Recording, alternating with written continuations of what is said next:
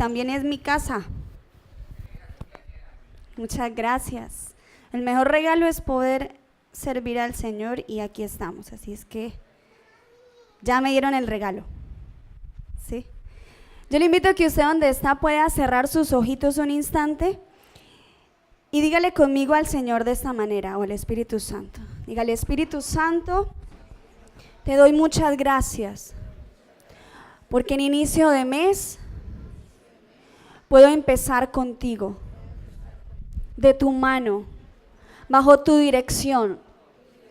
Háblame a través de tu palabra, ilumíname, permíteme comprender para poder aplicar esas enseñanzas hermosas que tienes en tu palabra para mí en esta noche. En el nombre de Jesús, amén. Bueno, familia, bienvenidos todos. De verdad me alegra muchísimo que puedan estar acá,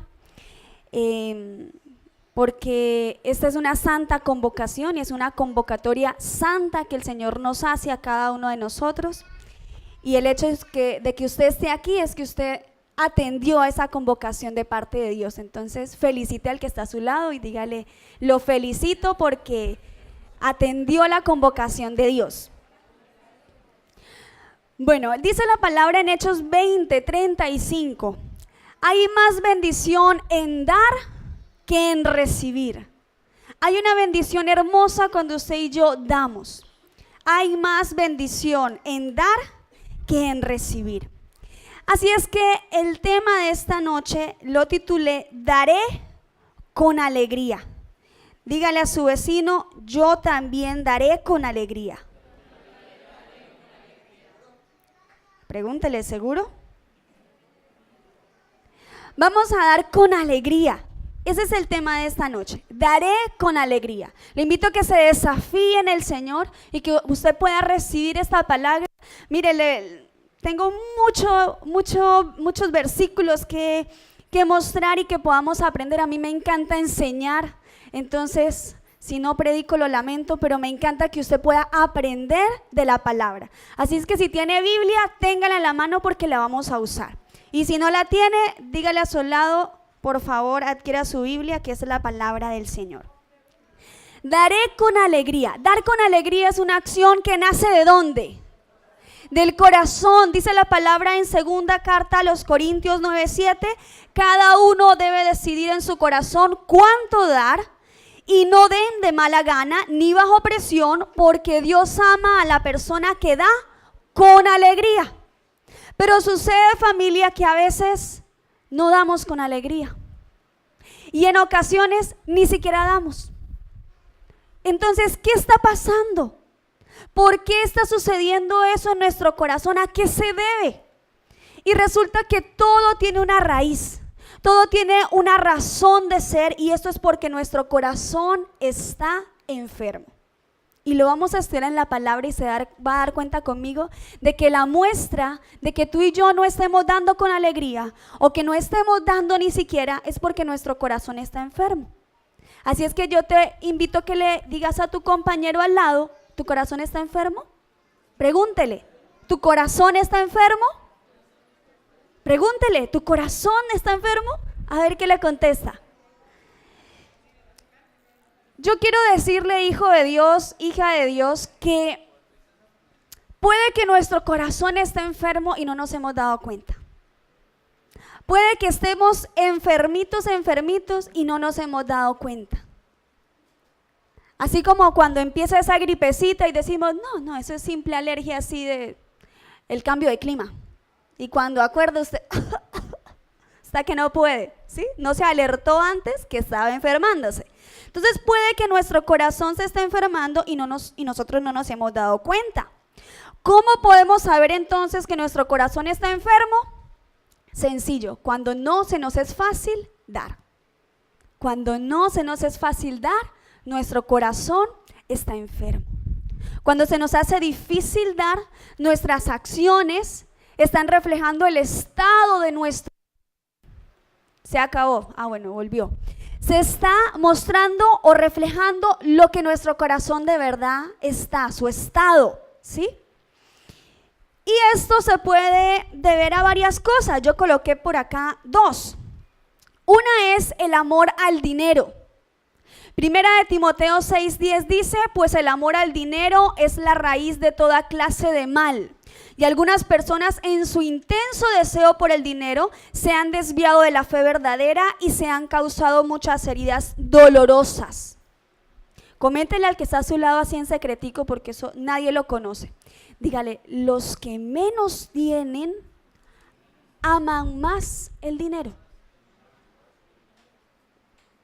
Los que menos tienen aman más el dinero. Se les hace más difícil dar. ¿Y yo por qué tengo que darle a Andrés? Si eso me alcanza para la buceta. Eso me alcanza para el desayuno de mañana. ¿Y por qué le tengo que dar? Se nos hace más difícil. Y entonces puede que, empecemos a divagar en nuestra mente.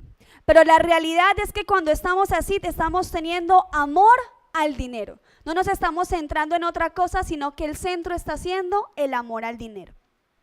Otra razón que nuestro corazón está enfermo puede ser la avaricia. Lucas 12:13-15 dice la palabra, entonces alguien de la multitud exclamó, Maestro, por favor dile a mi hermano que divida la herencia de nuestro padre conmigo. Verso 14, Jesús le respondió, amigo, ¿quién me puso por juez sobre ustedes para decidir cosas como esa? Verso 15, y luego dijo, tengan cuidado con toda clase de avaricia. La vida no se mide por cuánto tienen. A veces tenemos más de lo que necesitamos y buscamos tener más, pero nos vemos en escasez, nos vemos en pobreza, nos vemos mal porque nuestro corazón tiene avaricia.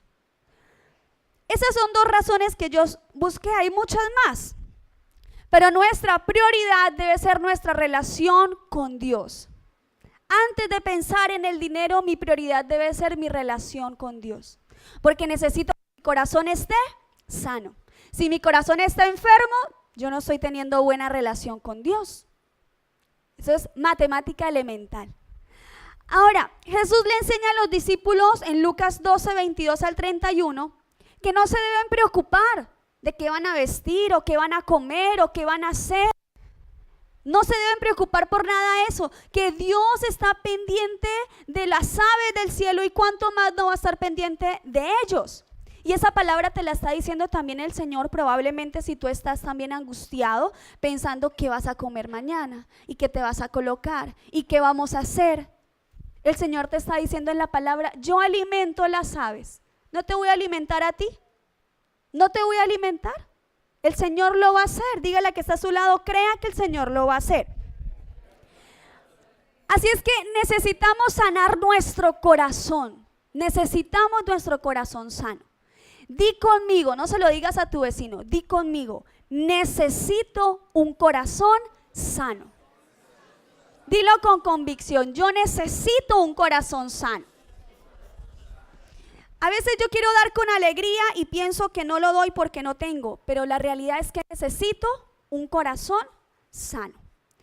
Usted puede mirar en su Biblia y estos son los pasajes que vamos a centrarnos y es segundo libro de Crónicas, capítulo 30. Usted puede establecerse allí porque ahí nos vamos a quedar un rato. Mire, Ezequías entendió este asunto. Ezequías entendió que necesitábamos tener un corazón sano para poder dar. Y Ezequías no solo se interesó por su comunión con Dios, sino que se interesó en la comunión del pueblo con Dios.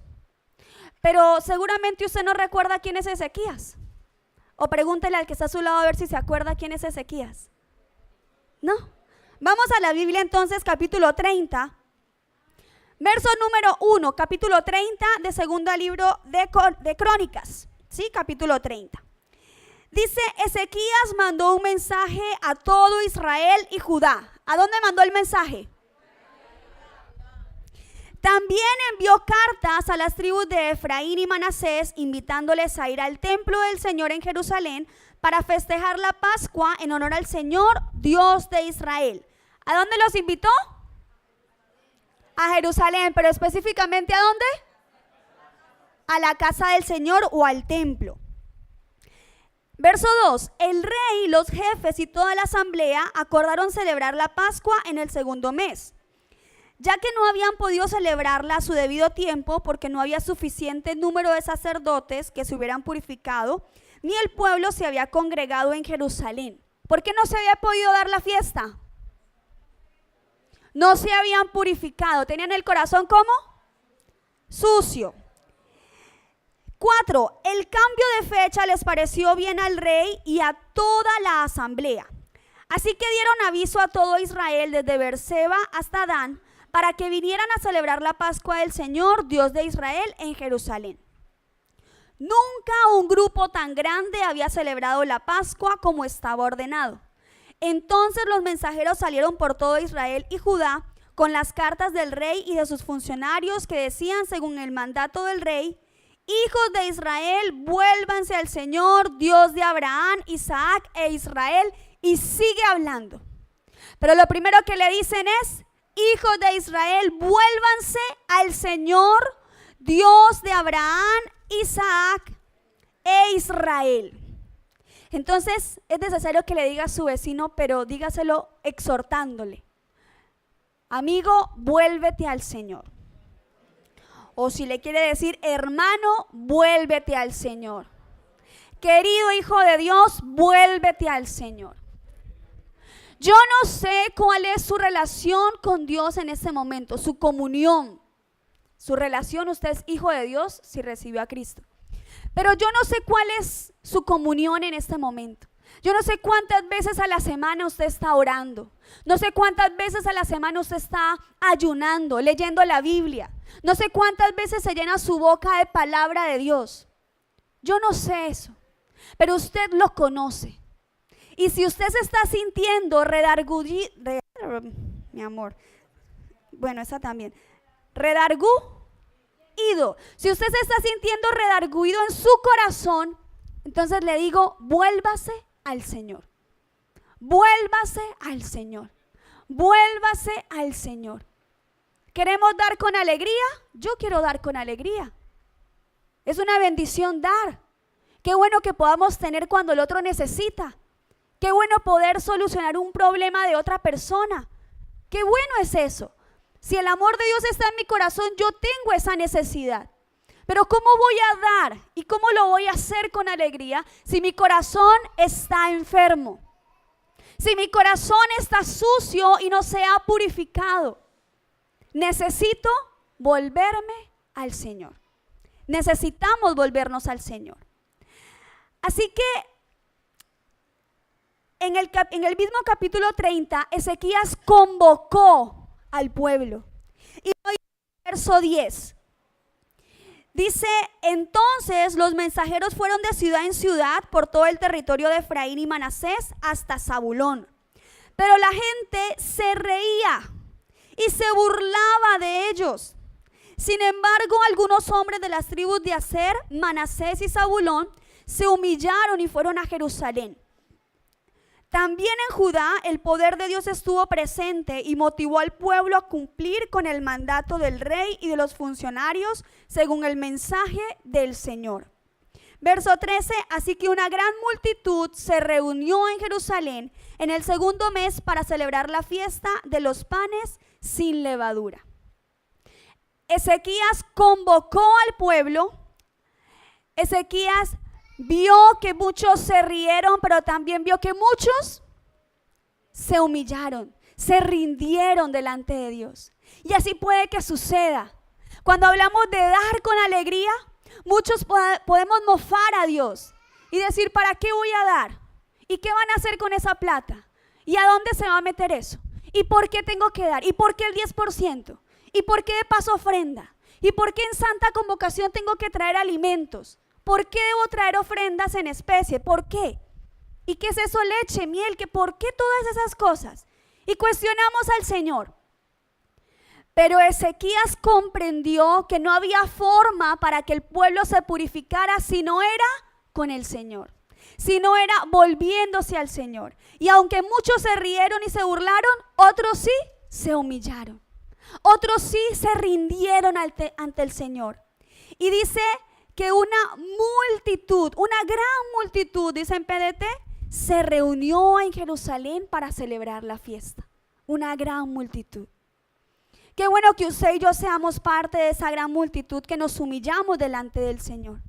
Pero fíjese que como hay algunos que no se purificaron, algunos no alcanzaron a limpiarse, no alcanzaron a rendirse delante de Dios, no alcanzaron a hablar con el Señor y reconciliarse con Él. Entonces mire lo que hizo Ezequías en el verso 18. En efecto, mucha gente de Efraín, Manasés, Isaacar y Zabulón participó de la comida de Pascua sin haberse purificado, con lo cual no actuaron conforme con lo establecido. Por eso Ezequías oró así por ellos. ¿Qué hizo Ezequías? Oró. Él sabe en quién tiene su confianza. Dijo: Señor, tú que eres bueno, borra el pecado de todo aquel que ha decidido de todo corazón seguirte a ti. Señor, Dios de sus antepasados, aunque no esté purificado tal como lo requieren las normas de purificación del templo. El Señor escuchó la oración de Ezequías y perdonó al pueblo. Se lo voy a repetir. El Señor escuchó la oración de Ezequías y perdonó al pueblo. Yo quiero que usted incline su rostro donde está un momento. Usted le diga con toda la honestidad de su corazón. Dígale: Señor, estoy dispuesto a que sanes mi corazón. Dile una vez más: Señor, estoy dispuesto a que sanes mi corazón. Amén. Un corazón sano entiende las prioridades del creyente. Un corazón sano comprende cuáles son las cosas en las que debería inclinar su vida, su día, su agenda. Y por eso no solo nos vamos a quedar allí, ahorita volvemos a Segunda de Crónicas, pero vamos al Salmo 25. Porque es que el Salmo 25, un salmo de David, me enseña cómo yo he de confiar en el Señor.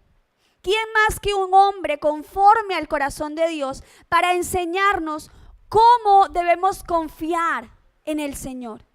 ¿Cómo debemos colocar esa confianza en Él? Dice la palabra, verso 1, 2 y 3. Señor, a ti entrego mi alma. Dios mío, en ti confío.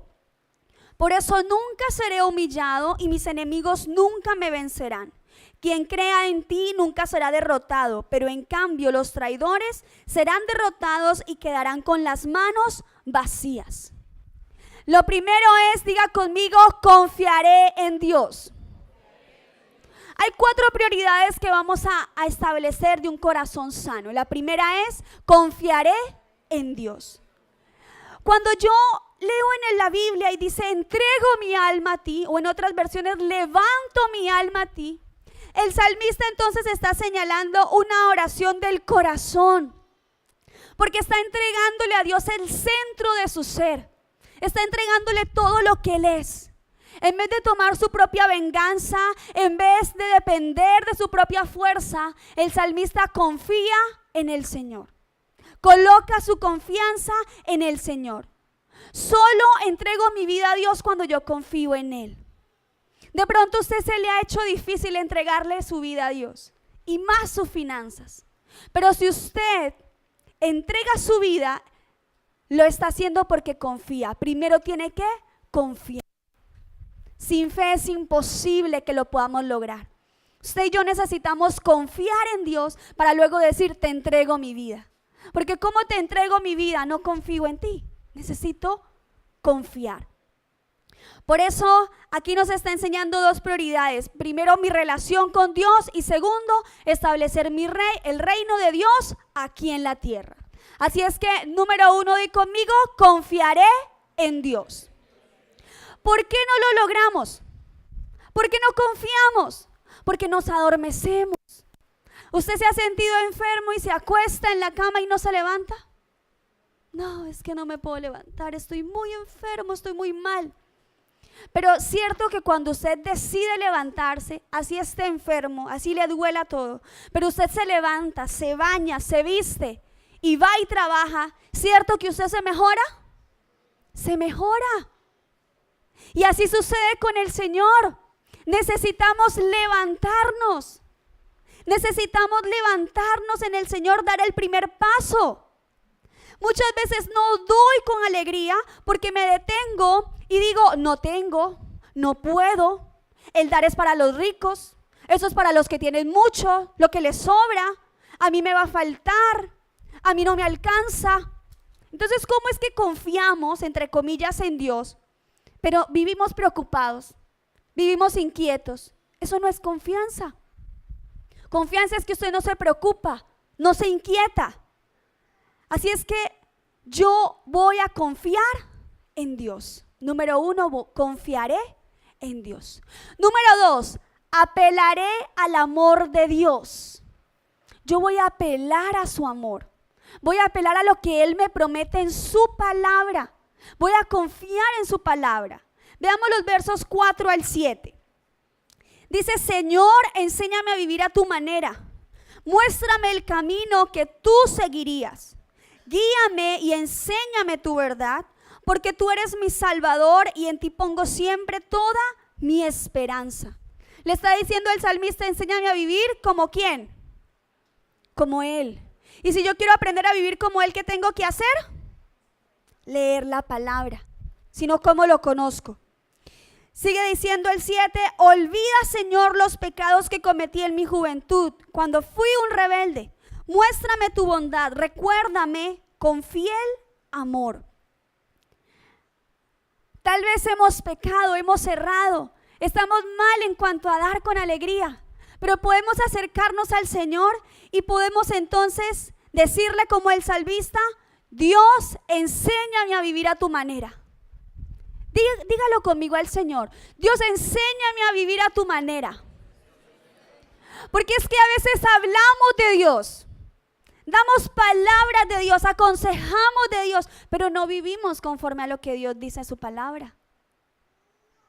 Como le enseñaba a los danzarines un día, hay muchas canciones cristianas, muchas muy hermosas, lindas, bellas, preciosísimas, pero no todas me sirven para yo pararme acá y alabar al Señor. Porque no todas están hablando de lo que Él es o lo que Él ha hecho.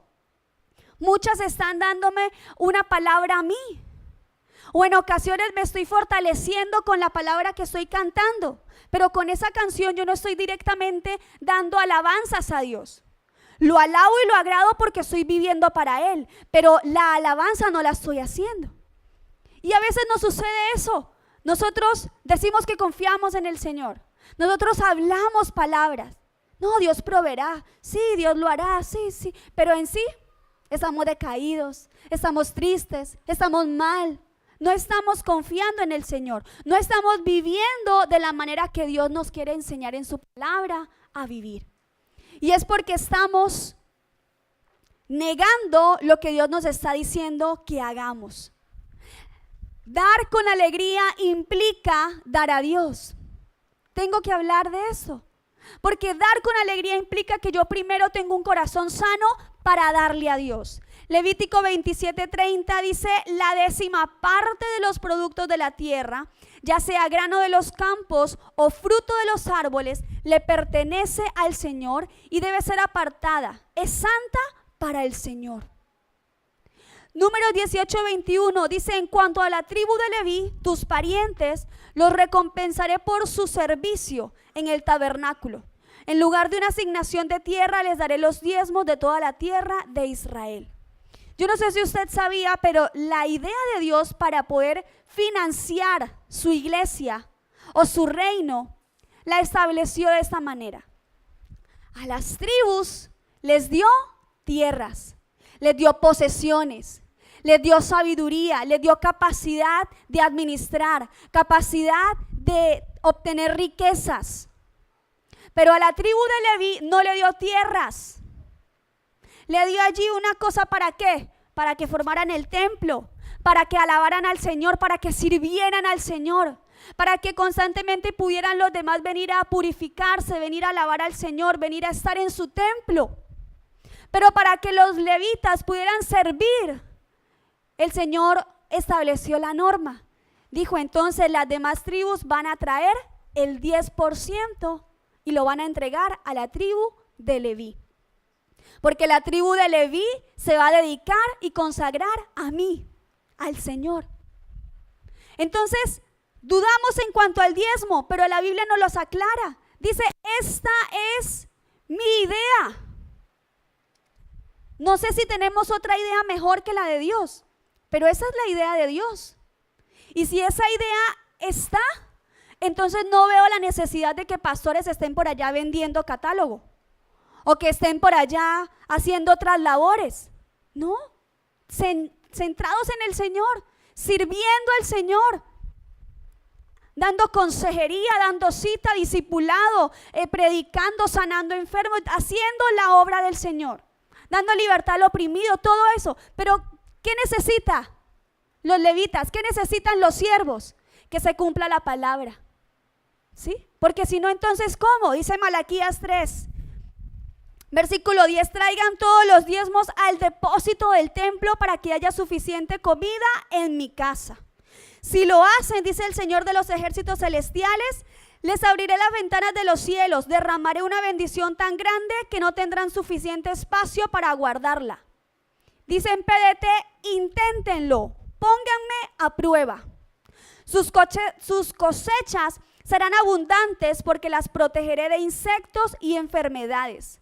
Las uvas no caerán de las vides antes de madurar, dice el Señor de los ejércitos celestiales. Entonces todas las naciones los llamarán benditos porque su tierra será un deleite, dice el Señor de los ejércitos celestiales. Eso estableció el Señor en su palabra. Y a veces nosotros decimos, pero yo no, yo lo he hecho. Examine su corazón delante del Señor. Examine su corazón porque la Biblia dice en el verso 8, ¿debería el pueblo estafar a Dios? Decimos, no, si yo diezmo, pero una vez al año. Entonces, ¿una vez al año usted recibe palabra del Señor? ¿Sí? Mire que Dios bendice la obediencia.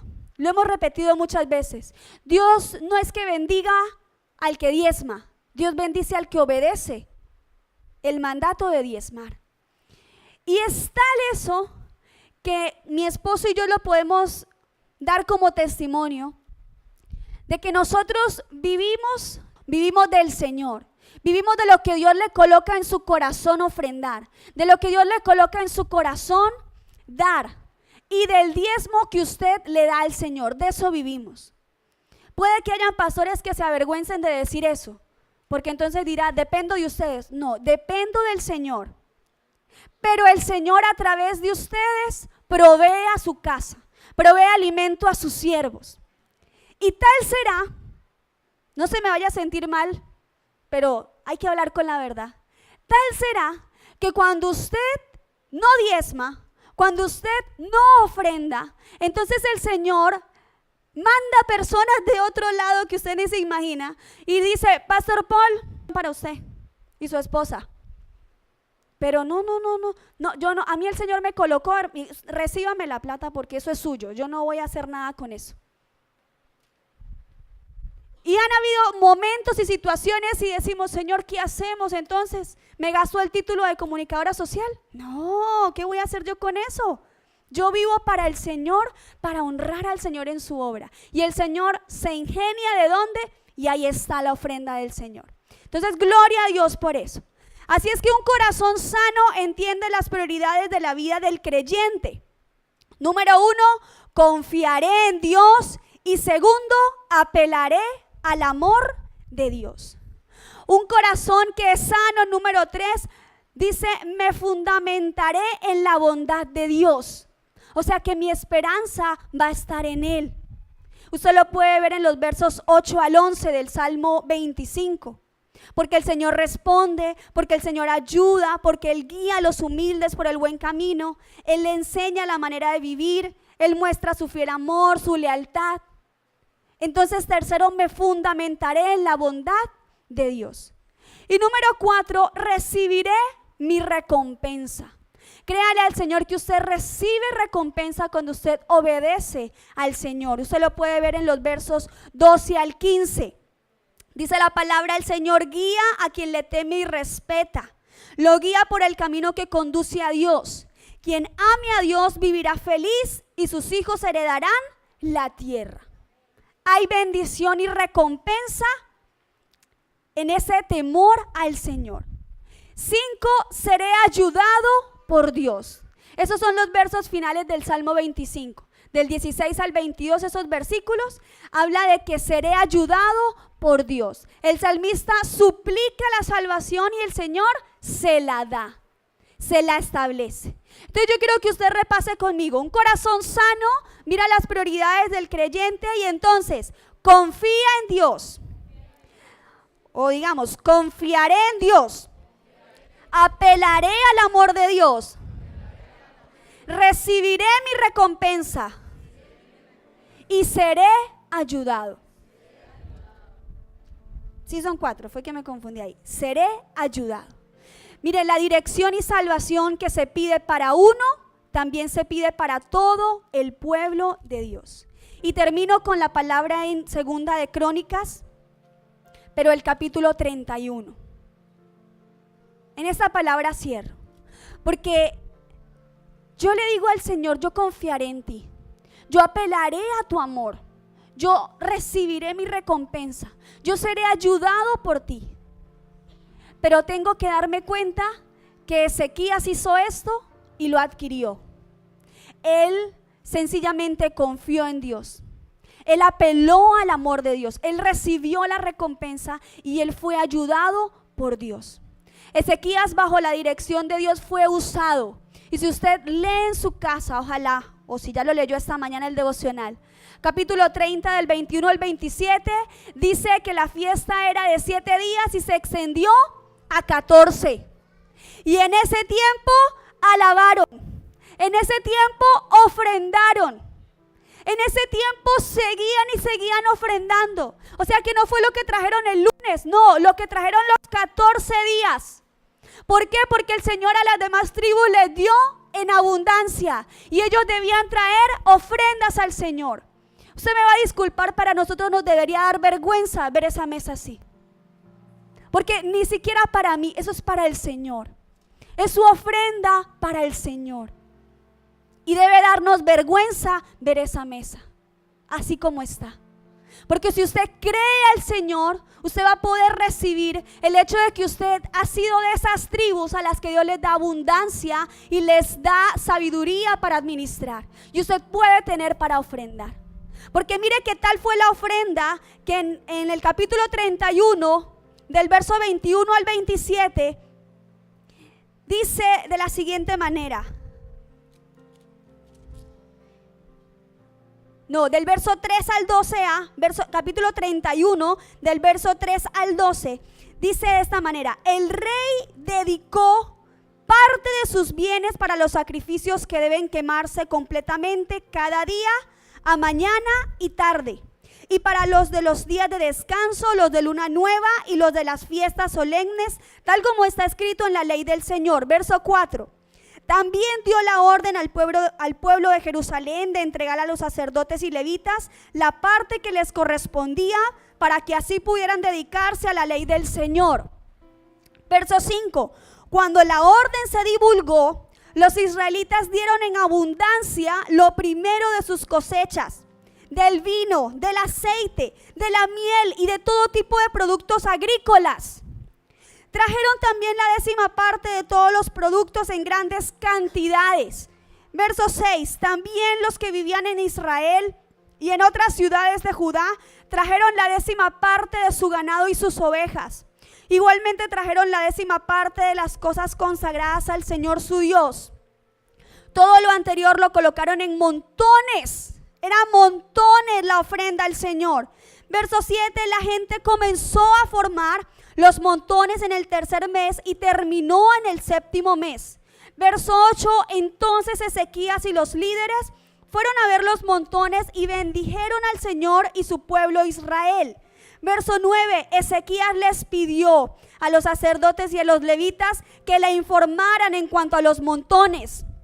Verso 10, entonces el sumo sacerdote Azarías de la familia de Sadoc le dijo: desde que la gente comenzó a traer sus ofrendas al templo del Señor, hemos tenido para comer hasta quedar satisfechos, y todavía queda más, porque el Señor ha bendecido a su pueblo.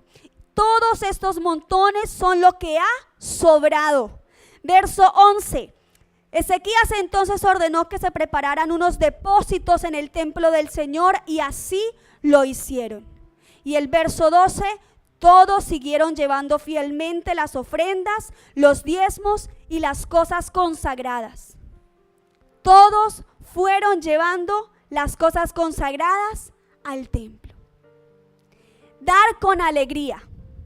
Familia, esta bendición no solamente me enseña, me edifica, me confirma, me ayuda, pero ojalá esto también usted lo tome, usted lo reciba, porque necesitamos un corazón sano, necesitamos dar con alegría.